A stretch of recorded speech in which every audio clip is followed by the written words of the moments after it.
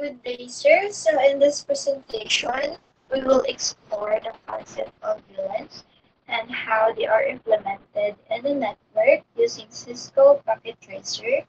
And throughout this video, I will demonstrate how to create VLANs and assign the access ports. So first things first, you have to open, of course, the Cisco Packet Tracer.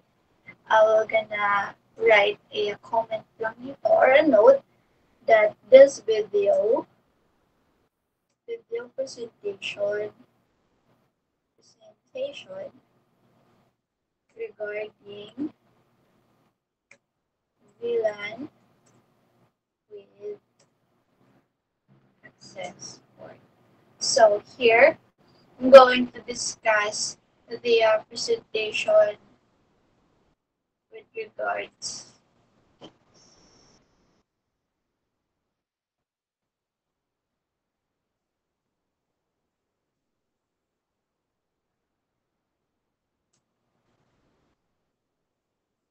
access port. So here, I'm going to discuss or demonstrate the VLAN and the access and its access ports. So first, of course, you'll have to open the Cisco Packet Tracer, and then we have to place the devices, which is ang kailangan natin dito ay switches. So punta lang tayo dito sa network devices dito sa baba, and then click switches. So ang gagamitin nating switch ay the 2960. So gagamit tayo mag-place tayo ng dalawang switch dito. So, re-rename lang natin ang switch by double tapping the name. So, lalagay ko S1, and for the other one is the S2 or the switch number 2. So, ang kailangan natin dito ay 24 PC. Then, nag-play siya around the switches to match the diagram. So, first, we will have two goes dito sa M devices natin. Makikita nyo dito yung PC. PC0, 1, 2. So, ito PC0, 1, and 2. Ito yung magsiserve as our VLAN number 1. So, ang gagawin natin, punta lang tayo dito sa draw ellipse. And then, you can select the, dito sa palette dialog natin kung anong shape ang gusto niyo, but I'm gonna use the circle 1 to represent that this is the VLAN. Then, mag-add lang ako ng note dito ng VLAN 1.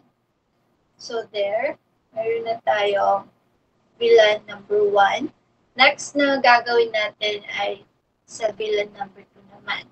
So, we will have, for VLAN number 2, we'll have a PC number 3, PC number 4, and PC number 5. So, here.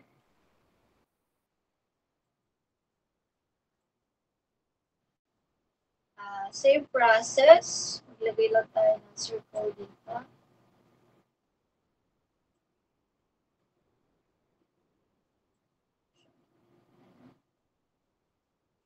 Ito ng circle, x.1, dito, tapos comment, VLAN 2. There. We have now the VLAN number 1, VLAN 2. And of course, as we can see here, we have also VLAN 3, which is consists of PC6, 7, 8, and for the VLAN 4. So, we'll go back here. VLAN 6, 7, and 8. Okay, so next one is to draw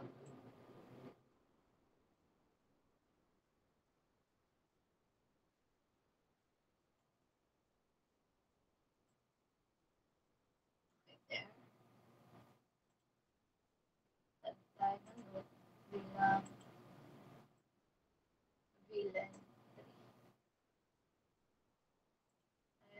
First, I'm going to add another PC for this one. So 9, 10,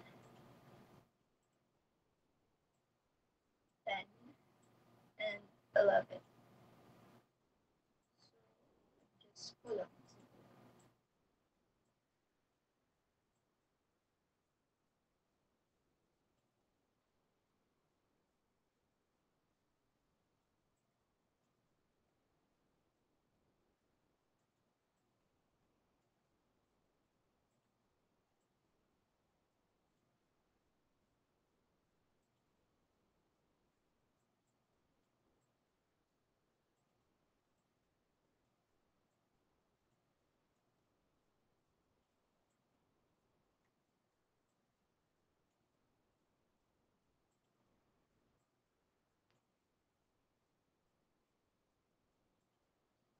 Right there.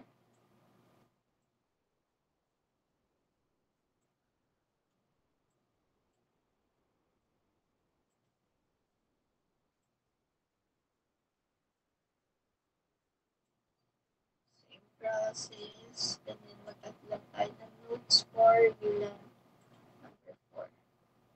So VLAN 4. Okay. There you have it. Na tayo VLAN 4.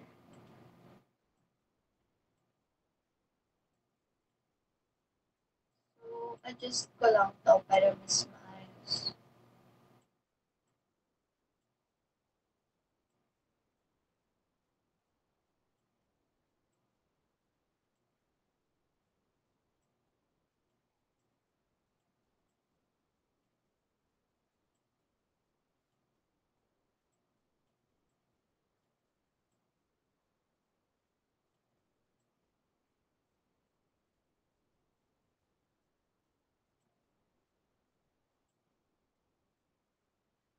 Hindi siya ganun kaganda.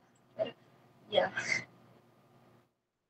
Next, here, dito naman tayo sa kabila, which is the VLAN. Mag-create ulit tayo ng 4 na VLAN. So, but, in here, dito sa VLAN number 1 ng switch 2, mag-start tayo sa PC12. So, here, add tayo ng PC. So, PC12, 13, and 14. So, there. Indicate kung anong VLAN ito. Para mabilis nating malaman din. So, tayong VLAN 1 for the switch 2. And next one na gagawin natin is itong VLAN number 2.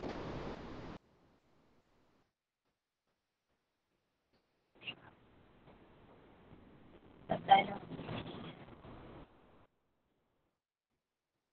15, 16, and 17.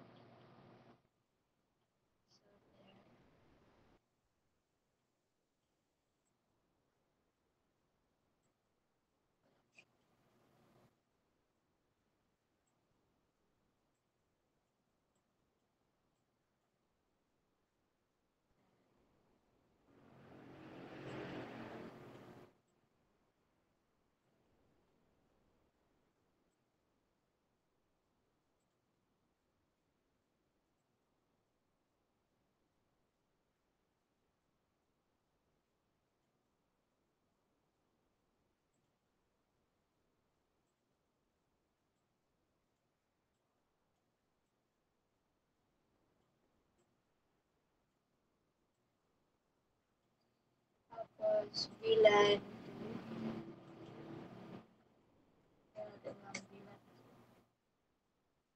Okay. For the next one,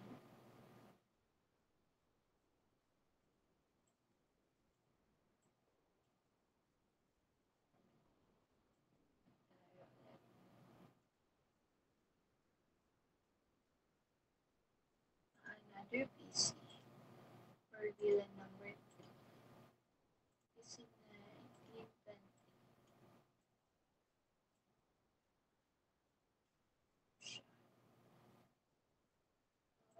circle.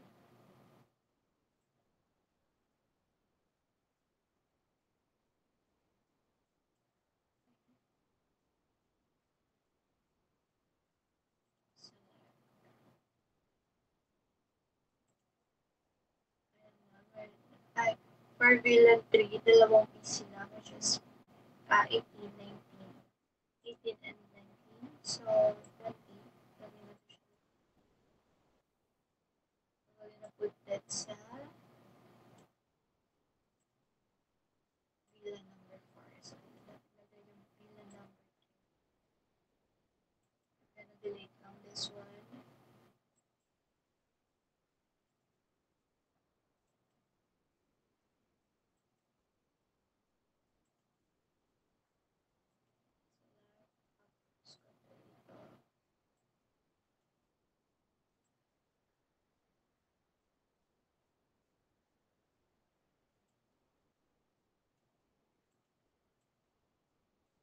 Item notes.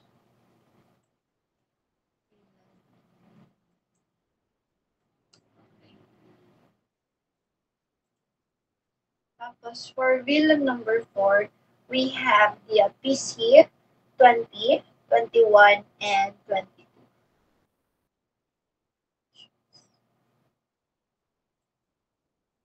20, ito ang final PC.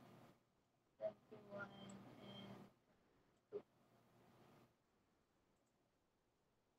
of course, apat na PC dito. So, add lang tayo ng isang pang PC for the villain number 4. PC 23.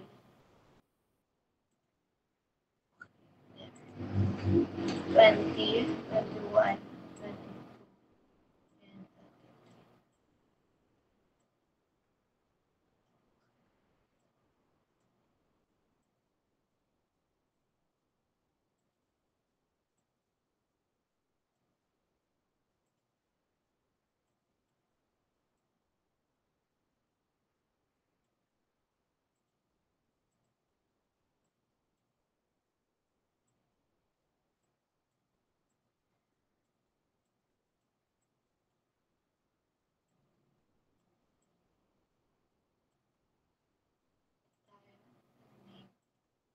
Villain 4.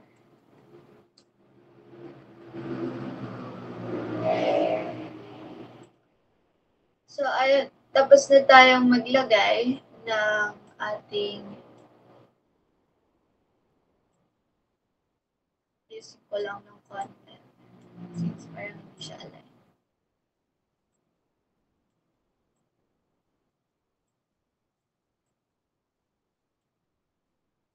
Villain number 3.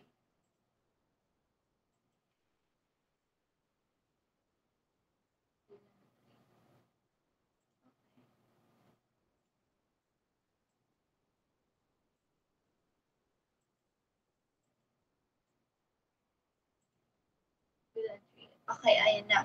Meron na tayong meron na tayong switches, meron din tayong mga PCs na gagamitin natin. Tapos, simplify na rin natin kung alin mga villain. So, here naman, next na gagawin natin ay maglo-logical mapping tayo or mag-cable tayo. Magkakanik tayo ng PCs sa switches. And of course, switches to switch to switch. So here, gagamit lang tayo ng copper straight through na cable. Punta tayo dito sa connections. And then we're going to choose this. After that, click lang natin dito. And of course, for this, the left side, which is the switch 1, meron tayong sa VLAN 1, which is yung PC0, i-connect natin siya sa fast Ethernet or FAO sa 1. So, ito yung pipili natin sa pinakataas. And then we're going to connect this one.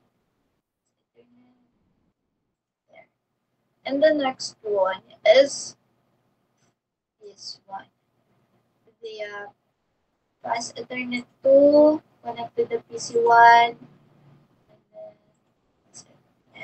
go. Same process po.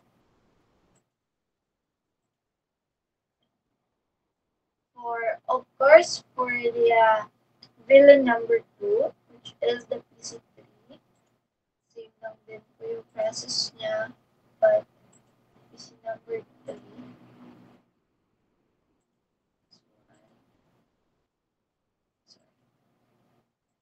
and ito, yung PC4. For this one, and ito, 6 for the PC5. So, here naman tayo sa villain number 3. Click lang ulit natin yung copper straight through. Tapos, click this one. Choose the fast Ethernet 7. Click connect sa PC6. Then, same process.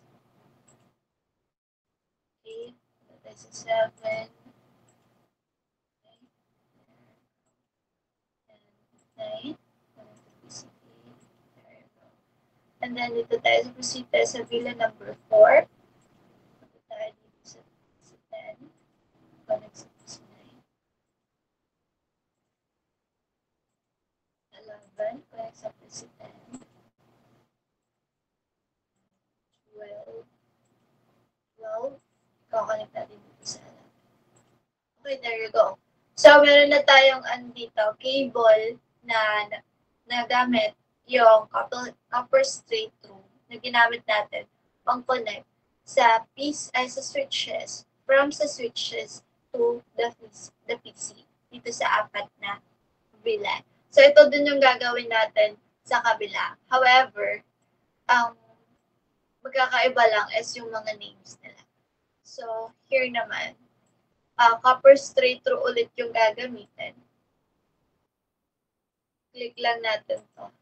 And for the PC number 12, click lang natin ito 1, of course. And then, okay, same process sa other PC.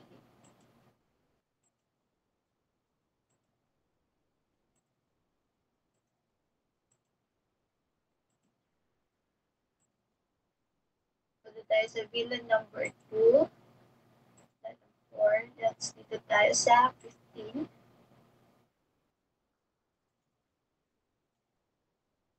5 for the 16. 6 for the PC 17. Next one is the 7 for the PC 18.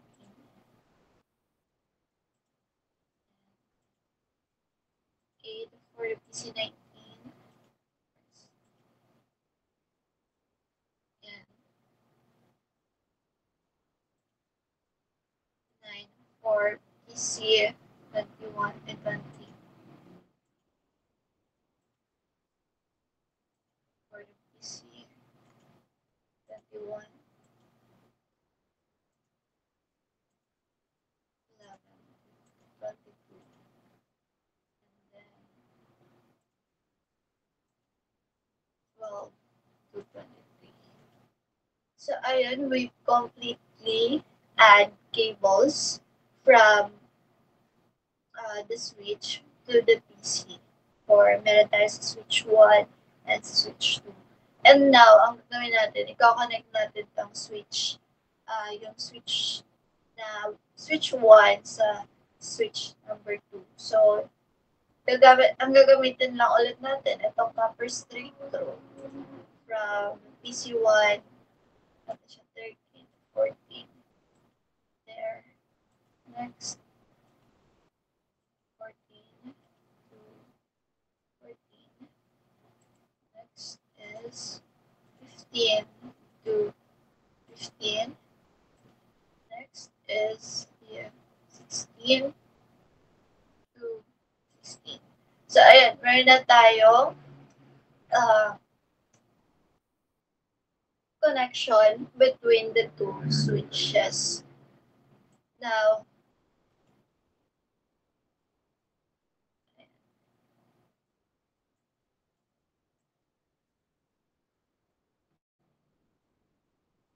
So, ito po yung I'm going to save this file na lang pala.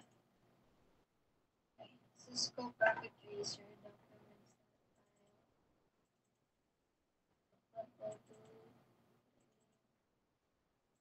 Going to rename this file as the VLAN access board Jordan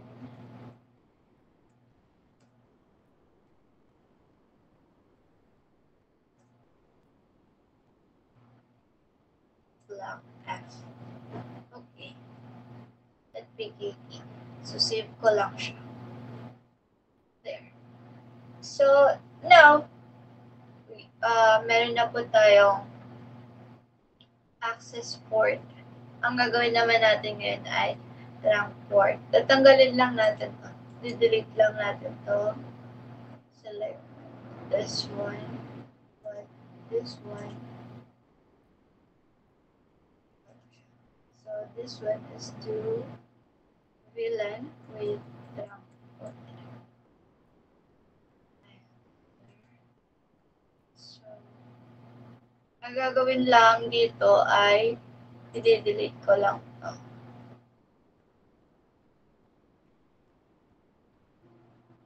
I-delete lang tayo.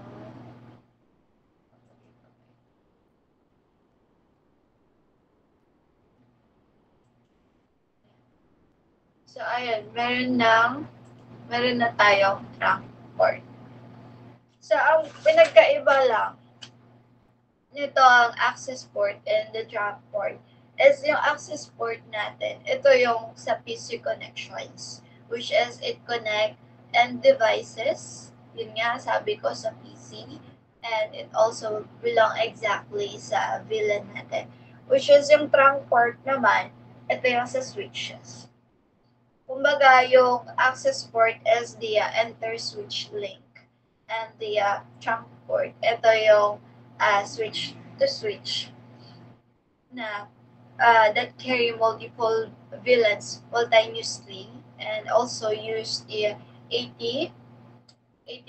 800-1Q tagging para makip niya yung VLAN traffic ng separately.